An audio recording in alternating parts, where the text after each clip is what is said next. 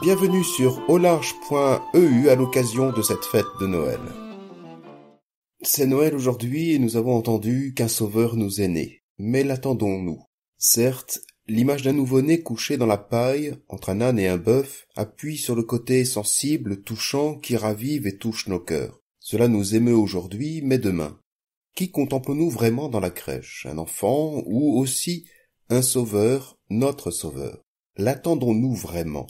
Si Noël célèbre sa naissance, si la crèche de la maison est prête à accueillir ce petit personnage, a-t-il encore une place dans nos vies aujourd'hui? Dans l'évangile de la nuit de Noël, saint Luc évoque ce détail qui n'en est pas un. Elle le coucha dans une mangeoire, car il n'y avait pas de place pour eux dans la salle commune. Pas de place pour eux, pas de place pour lui lors de cette nuit à Bethléem. Quelle place pour lui encore aujourd'hui?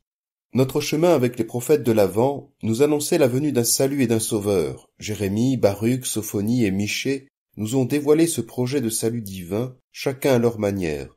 Depuis l'image d'un germe, d'une noce, d'une annonciation ou d'une naissance, ces 4 prophètes esquissaient l'avènement ultime du Seigneur, non par un dénouement terrifiant, mais dans l'humilité patiente et aimante de Dieu. Isaïe lui-même attendra ce sauveur dans la même petitesse infantile, et dans la même puissance de paix. Oui, écrivait-il, un enfant nous est né, son nom est proclamé, conseiller merveilleux, Dieu fort, Père à jamais, Prince de la paix. Cela peut nous paraître lointain comme venant d'un passé révolu, cela peut nous paraître illusoire comme une utopie chantée tous les 25 décembre dans nos campagnes, cela peut nous paraître loin de nos préoccupations quotidiennes parfois insolubles. Aurait-il prophétisé ce salut en vain? Pourtant, dans cette étable de Bethléem, tout est là. Tout le dit créateur de Dieu, tout son salut. Rien ne manque. Comme l'écrivait saint Paul, la grâce de Dieu s'est manifestée pour le salut de tous les hommes. La question du salut nous est sans doute plus difficile, car nous, je parle pour des occidentaux du XXIe siècle, nous pensons ne pas en avoir besoin surtout venant de Dieu. Être sauvés de quoi?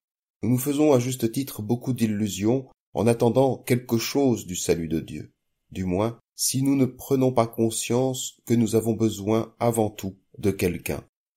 La nuit de Noël nous oblige à accueillir ainsi l'inattendu salut de Dieu, non dans le triomphe de la force, mais dans une humble présence. Ce dévoilement du Seigneur dans la faiblesse peut nous décevoir, tout comme plus tard l'échec apparent de ce même Fils de Dieu crucifié. Pourtant, l'endormi de la crèche vient réveiller nos cœurs, nos consciences et nos vies. Nous pensons souvent la catégorie de salut en termes de solutions, de résolutions, de mesures, d'acquis ou de conquêtes. Or voilà qu'il se livre en nos mains, fragile et naissant. Dieu vient à notre rencontre nu et braillard. Il nous rejoint par le bas sans nous prendre de haut. Il vient prendre place chez nous pour donner sens à nos vies. Cet avènement convertit déjà nos modes de relation à Dieu et au monde. Il vient bouleverser nos vies et nos regards. Un sauveur vous est né.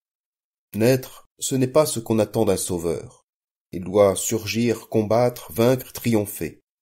Naître, c'est être faible, fragile, affamé et limité. Mais c'est aussi faire devenir père, mère, faire devenir frère, sœur.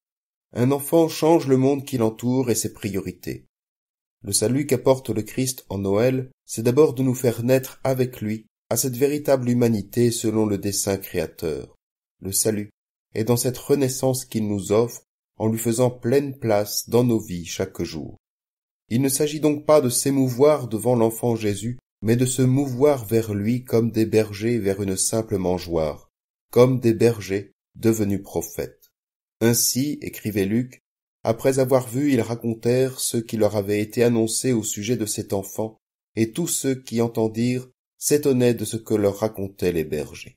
Un sauveur nous est né, et c'est avec ce verset que je vous souhaite un joyeux Noël à vous tous, à votre entourage, et de passer une bonne semaine en compagnie de la parole de Dieu.